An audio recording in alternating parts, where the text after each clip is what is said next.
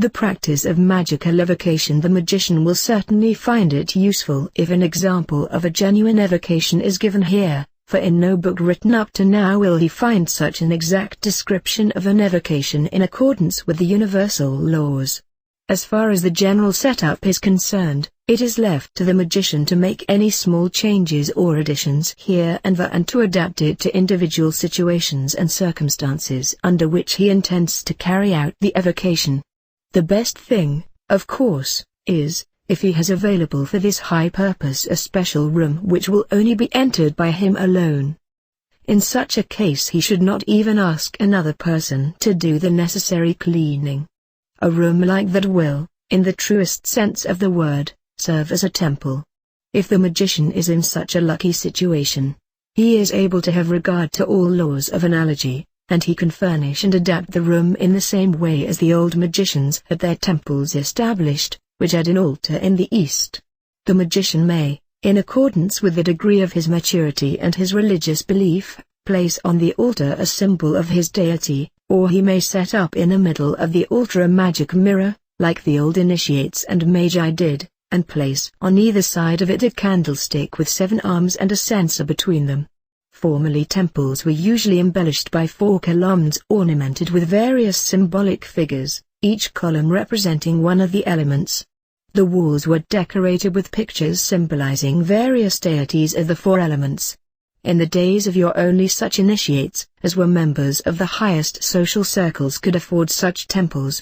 Unfortunately there will be only few people also today so wealthy that they can afford such a splendidly equipped magical workshop. This information refers only to the essentials, and every magician, whether poor or wealthy, should therefore be able to practice magical evocation, even should he have no special room at his disposal. The magician is not bound to any special place, and he may carry out the citation in a bedroom as well as in a kitchen. Even an attic or a suitable place in a cellar may serve the purpose and enable the magician to carry out a faultless evocation. If the magician has none of the above-mentioned possibilities, then all he needs to do is to betake himself to a lonely place somewhere in the open air where he is sure that he is not being watched by anybody and, consequently, can work without being disturbed.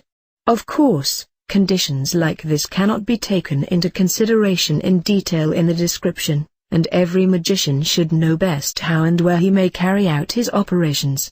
Since it is easy to understand, I have chosen as the example of an evocation the Venus intelligence called sigil. The magician will, of course, proceed in the same manner in respect of any other spirit being or intelligence. However, he will always have to take into consideration the laws of analogy effective in each individual sphere in respect of the accumulation of colored light. Before the magician begins the actual evocation he must know in advance exactly, apart from having worked out a precise plan, from which plane or sphere he intends to call a being, or intelligence, and what he intends to ask from it.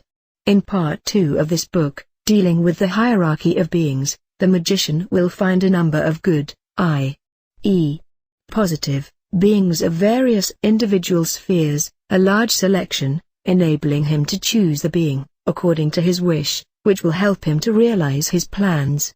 It must be understood, however, that this book by no means gives the reader complete information on all beings and intelligences, for there are thousands of them in each plane and sphere. But the intelligences mentioned will be, in general, sufficient for practical work. Let us assume that the magician has decided to evoke the Venus intelligence named sigil and that he intends to ask this intelligence for luck and success in his operations, in which he has to rely on the friendship and sympathy of a certain person, for the Venus intelligence will serve this purpose well, since it is endowed with all such faculties as friendship, love, luck and success.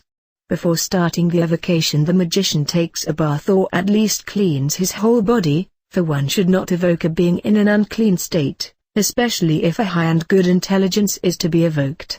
An evocation not only requires a clean spirit and a clean soul, it also requires a clean body.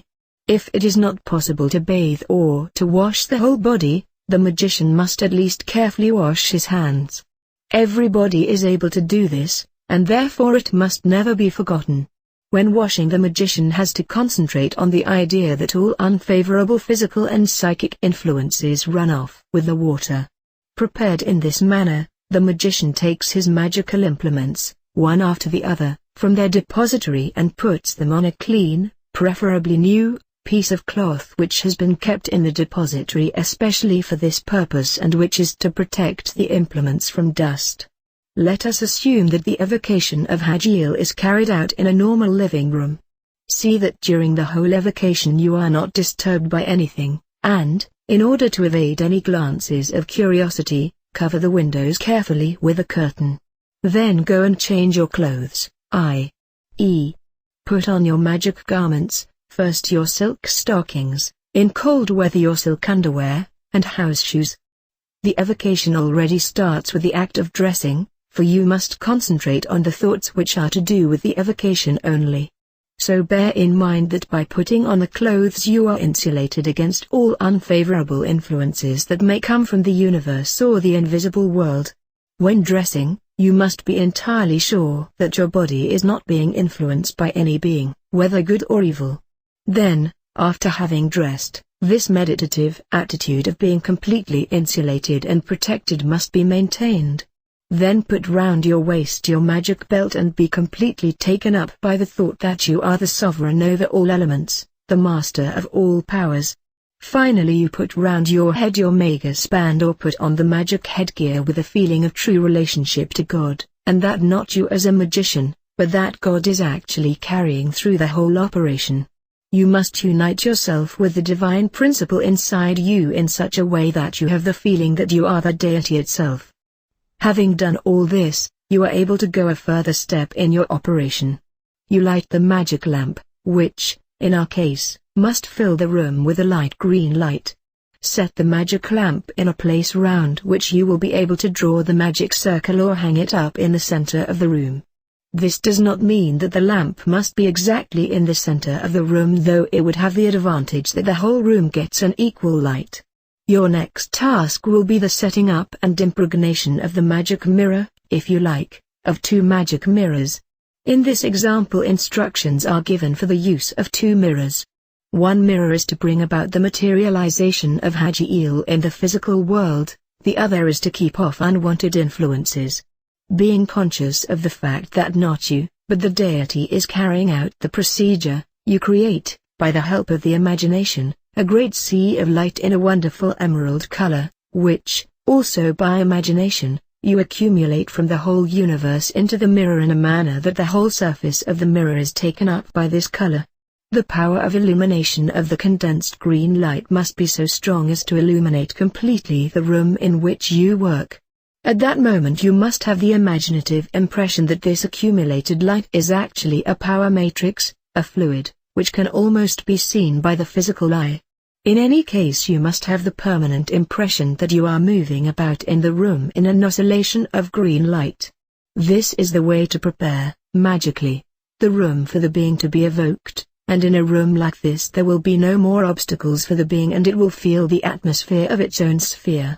Already at the moment you accumulate the light you concentrate on the idea that the purpose of this accumulation is to condense the evoked spirit being in a manner that you can see it with your physical eyes and hear it with your physical ears.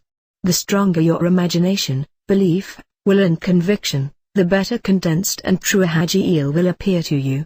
When impregnating the room, do not forget to include that you wish the accumulated planetary light power to remain in the mirror and in the room until you dissolve it again by force of your imagination. Similar examples are given in Initiation into Hermetics in the chapter dealing with room impregnation, and here you find the evidence that all the exercises and magic operations of that first work have their special purpose. You will also see that when carrying out further magical operations you will not be able to do without any of these practices.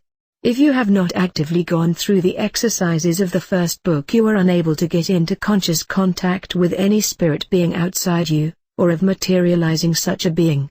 Now you start impregnating the other mirror by charging it with the Akasha principle. Project, by force of imagination, into the surface of the mirror, which previously has been covered with a fluid condenser, the desire that not any disturbing being, Not any unwanted power or the like will penetrate into your workroom, into your evocational operating room. This has been the second step of your evocation. The room in which you work is now appropriately impregnated. However, you have yet another possibility. You can impregnate the mirror that you intend to use for keeping off unwanted influences with the wish that the being you want to evoke must appear in it. This impregnation, of course, must have accumulated light in the relevant planetary color. In our case it must be green.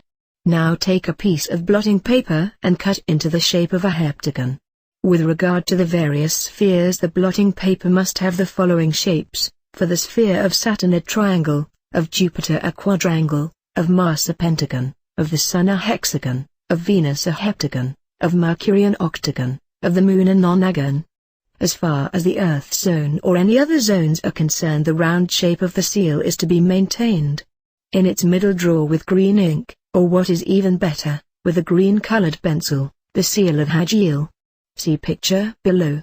Symbolically redraw the seal with your magic wand or with the finger, concentrating into the seal Hagiel's qualities, which are luck, love, friendship, etc. Before the operation you can let the blotting paper soak in a fluid condenser and get dry again.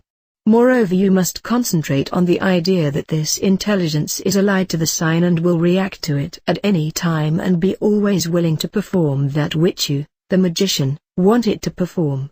You must be aware of the fact that it is not you who draws the aforementioned sign, but God, and that therefore the intelligence will render absolute obedience to God. With this meditative attitude in mind, a failure is quite impossible. Your seal is now ready and you can start preparing the circle and the triangle. If you have a circle sewn into a piece of cloth or painted on a piece of paper, you put it on the floor beside the triangle and once more run over its lines with the magic wand or with your right hand, or with one finger of your right hand, meditating on the idea that they represent the eternity, the microcosm and macrocosm, that they are symbolizing the whole universe in its great and in its small aspect. The circle, in the middle of which you must stand when calling the intelligence, is for you the small and the great world. Your meditative attitude must be so strong that no other idea can exist in your mind at that moment. You follow the same procedure when redrawing the triangle, which represents the three-dimensional world, i.e., the mental, astral and physical world.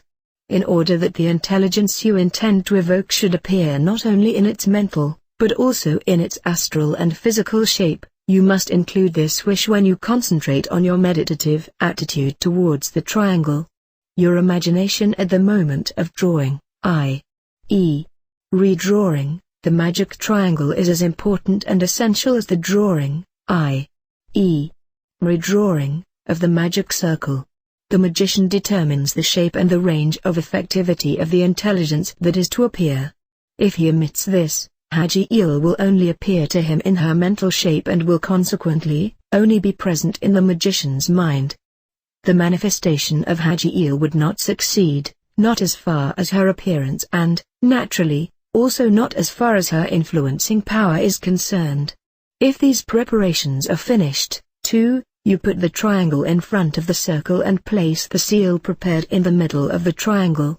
Some magicians intensify the three-dimensional effect of the being to be evoked by placing into each corner of the triangle a small spirit lamp and by lighting it. The fuel he uses must be an extract of spirit and chamomile, i.e., a fluid condenser in which the magician has already accumulated, by the help of imagination, the three-dimensional world. When the spirit lamps, which are provided with small wicks, are burning, much like the spirit lamps of laboratories, the power of imagination concentrated in the fuel slowly expands in the room as the fuel slowly evaporates. By this, the materialization of the evoked being is supported. However, the setting up of spirit lamps is not absolutely necessary, but it is a good aid, especially for beginners, for a beginner in evocational practice needs many more supports than a magician with experience in this kind of work. Beginners may place such lamps, in regular intervals, not only in the triangle but also along the line inside the circle. The number of lamps to be placed inside the circle depends on the analogous number of the relevant planet. In our case an intelligence is involved which belongs to the sphere of Venus to which the number 7 appertains. For your information, the relevant numbers are given below which belong to the planets. If necessary, use for the Earth zone 10 lamps, for zone of the Moon 9 lamps, of Mercury 8 lamps, of Venus 7 lamps, of the Sun 6 lamps, of Mars 5 lamps, of Jupiter 4 lamps, of Saturn 3 lamps. The magician may also symbolize the elements in the circle, in which case he only needs 4 lamps. He himself stands in the middle of the circle as the 5th element, as the representative of the Akasha principle.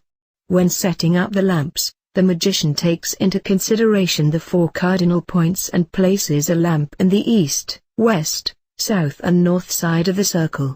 It is entirely left to the magician either to express by the lamps the planetary number or to symbolize the elements. Of course, it is also possible for him to draw 3 circles.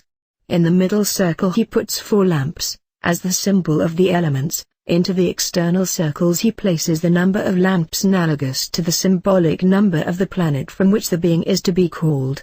Naturally, the setting up of lamps will complicate the preparations for the evocation, but the person able to provide himself with such lamps should not desist from using this aid, for the more aids to support his consciousness he has at the beginning, the better will he succeed. The sense now comes into the picture. The magician either places it between the circle and the triangle or directly into the triangle. The censer is either filled with burning charcoal, or has a wick and over this a little copper plate fixed. This plate is heated by the flame. The powder in the censer must in all cases correspond to the being's sphere and is to be placed on the plate. Since, in our case, we are dealing with an intelligence from Venus, ground cinnamon bark will suffice as incense. Only a small quantity should be used so that the room just faintly smells of cinnamon. Cinnamon tincture can also be used, and a few drops of this substance must then be poured on the copper plate. You will get this liquid substance from any chemist, though you may also prepare it yourself, if you wish. Just mix normal cinnamon with 2/3 of spirit of wine and let it stand and draw for 8 days. After this period filter it and the cinnamon tincture is ready for use. If, during magical operations, you do not intend to work with a censer, put a few drops of cinnamon tincture on a piece of blotting paper. In either case the smell of cinnamon will create a temple atmosphere agreeable to the intelligence of Hagil, and this atmosphere will also help with the materialization of the intelligence in our physical world. The censoring of the room, however, is not at all so important as some books would have it. It is just another raid. Surplus censoring of the room usually has the disadvantage of making the magician to cough, which is neither desirable nor agreeable. Pernicious poisoning drugs and mixtures of narcotic substances will never be used by a true magician. If the magician is dealing with a being not belonging to any of the 7 planetary spheres and is not sure about the exact analogy in respect of the incense, he may use a universal fluid condenser when he senses his room. This rule is mainly applicable for beings coming from the Earth zone. The fluid condenser has to be appropriately impregnated, i.e., the accumulation of the light fuel has to be carried out at the same time as the magician is concentrating on the wish for success. Below you will find a list of the incenses to be applied for the various spheres. It must, however, be pointed out that incense can only serve as an aid for the materialization at the beginning. It is by no means absolutely necessary. 1. Zone girdling the earth, sage powder and elder pith, in equal parts. 2. Moon sphere, aloe powder is there. Only drug to be used, or intensified in the form of a mixture in equal parts of aloe, white poppy, storax, benzoe and pulveris camphoris, of the latter, however, only a very small pinch. 3.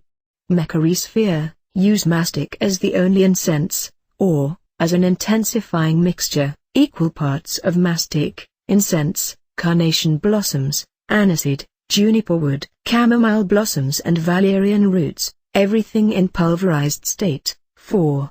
Venus sphere, take pulverized cinnamon as the only incense, or pulverized cinnamon flowers, floris cassia, in intensified form, cinnamon, rose blossoms, coriander seed quiendel blossoms, not lavender, but Floris serpulli, lily blossoms, all in equal quantities and pulverized state. 5.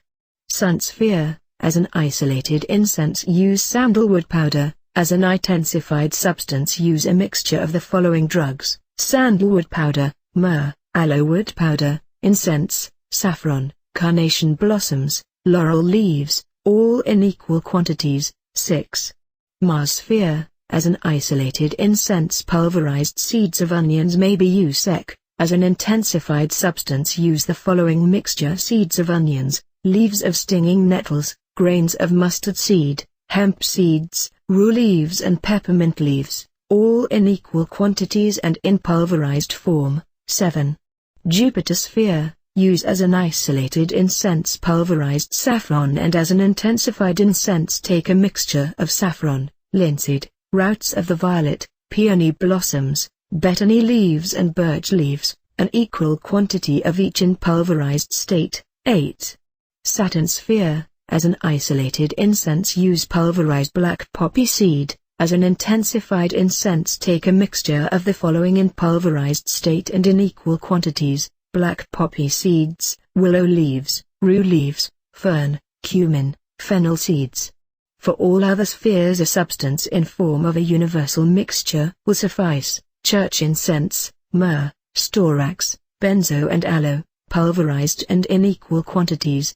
For each act of censoring only the point of a knife should be used, either with the uniform drug or the mixture for each evocation.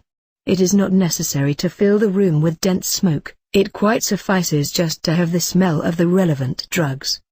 Having done this, another preparatory step of the evocation has been completed, and you can now start with the actual evocation. Since we are dealing, in the assumed case, with Hagiel, that is, with a positive planetary intelligence, you may fasten your magic sword to your magic belt, on the left side of your body. If you have among your magical implements a dagger, you also put this implement under your belt, for a good being, no matter from which sphere it may come, will hardly ever require the use of a sword or a dagger. If, however, you were dealing with a demonic being, you would have to hold the dagger or sword in your right hand as the symbol of victory. Your magic wand would, in such a case, have to be in your left. By putting the sword to your belt you express the idea that the being concerned will not have to be forced by any means to do your will. With regard to stubborn beings, the magician will not be able to do without the sword or dagger. Negative beings are ordered by the magician, with the help of the flaming sword as the symbol of victory, to render him absolute obedience and to do whatever he wants. There exists not one demonic being which the magician would not be able to make obedient to his will. All he needs to do is to hold the point of his sword in the direction of the place where he wants the being to appear, and the negative being will immediately do what the magician orders it to do. Since every being has a drive of self-preservation, all demons are afraid of the magic sword or dagger, for in true relationship with God a magic sword or dagger would, to speak symbolically, tear a demon to pieces. Take your magic wand into your right hand, step into the center of the circle and concentrate on the idea that you are the center, that you are God, the sovereign of all spheres, and that you are with your all-consciousness at the same moment in the Venus sphere. As a divine principle you call in your mind the intelligence Hagiel as if you would call its name, in your mind, throughout the whole sphere of the Venus. You must be convinced that your calling the name is heard everywhere in the Venus, and that Hagiel, acknowledging you as her God, also hears you. Remain in this state of stress for a few moments, for your spirit will then conceive that Hagiel is answering you in your mind. Since you are in the Venus sphere with your all-consciousness, you will first register Hagiel's voice as if it were coming from the inmost depth of your own spirit. As soon as you hear the voice of Hagiel, and as soon as you are sure that you see the spirit being, you return to your soul, keeping up your consciousness of being God himself, and you will find yourself reunited with your soul within your physical body. Now call for Hagiel again, this time actually whispering, and repeat the name a few times in the same manner. You will at once realize that Hagiel is already in your astral atmosphere, that she is already present in your room. If your operations have been successfully carried on up to this moment where Hagiel has come to your place of working, above the seal, then call in an undertone, or even aloud, that Hagiel should appear to you physically. At the moment of transition from the astral to the physical world, never forget to convince yourself of the three forms of existence of your personality, so that you feel yourself allied to the astral body as a spirit and that you are with both these bodies at the same time in your physical body. This act of self-control is to help the being to follow the course of your thoughts and to betake itself from its own sphere into the sphere which you have prepared for it in your room. This means that the being appears in its mental and astral shape and that, depending on your power to materialize, it also assumes a physically condensed body. You can now see and hear Hagiel in your magic triangle, or, if you have appropriately prepared your magic mirror for the appearance of this intelligence, Hagiel will appear in the mirror in accordance with her symbolic layout of the qualities of the Venus sphere so that you are able to contact Hagiel consciously. Hagiel will appear in the shape of a queen with a most beautiful face, clear eyes and a well-shaped body. She is dressed in a green dress embroidered with gold and her head is ornamented with a royal crown. Her voice is so delightful that it cannot be described and everybody would regard Hagiel as the incarnation of beauty. Now it is up to you to tell this intelligence what you desire. If you intend to contact Hagiel repeatedly, then do not forget to make arrangements at this first meeting in which simple manner you may in future call this high and beautiful spirit being. If you are interested, you can also win Hagiel's servants for you. These are usually represented to the magician in their female shape. The servants of the Venus Queen are also very beautiful, as the magician may see himself. Evocations like these will bring you the most diverse experiences. To give you details on them in this connection is quite impossible. It is, however, left to the magician's own will to gain as much experience as he wants. I can only give here a few hints from my own experience as to how he has to go about, as a genuine magician, the evocation of beings. If you have reached an agreement with Hagiel on everything and if Hagiel has promised to fulfill your wishes, you can be sure that she will really keep her promise. All that now remains for you to do is to send this intelligence off again. You offer your thanks quite individually, for instance, by expressing your pleasure in the fact that Hagiel wholly acknowledges you as a genuine magician and is obedient to you, and then you ask the intelligence to return to her own sphere. With your consciousness you place yourself into the Venus sphere and concentrate by means of the imagination that Hagiel is returning from the partial sphere of your room to her domicile. After having done this meditative step, you return as a magician from your consciousness to your normal consciousness, thereby bringing the evocation to an end. Staying in the room in which you have carried out the evocation, you will find yourself, for a while after Hagiel's departure, in a state of happiness. A feeling of bliss will pervade you, and, as if dominated by true happiness, you will find yourself in a state of exaltation. If you please, you may remain in the room within the magic circle for some time and reconstruct the whole experience with Hagiel once more in your mind so that you will remember well every part of it when you completely finish your revocation. By help of imagination you dissolve the accumulated light into the universe. Take the sign out of the triangle and put it away in safekeeping. You can leave the circle without any danger, put out the lamps, etc. All magical instruments and aids are returned to their repository. If Hagiel has informed you of any special knowledge which you should not put down in writing, but merely keep well in your head, the knowledge being intended for you alone, then you must comply with such a wish. Otherwise you enter the procedure of the whole evocation into your diary to enable you to keep a good control over your workings and to have a reference book for them. You can follow the same procedure as with Hagiel in respect of any other being from any other sphere. By and by you will also become a perfect master in this respect and your personal experience will grow immensely. The description of the practice of a magical evocation is herewith completed.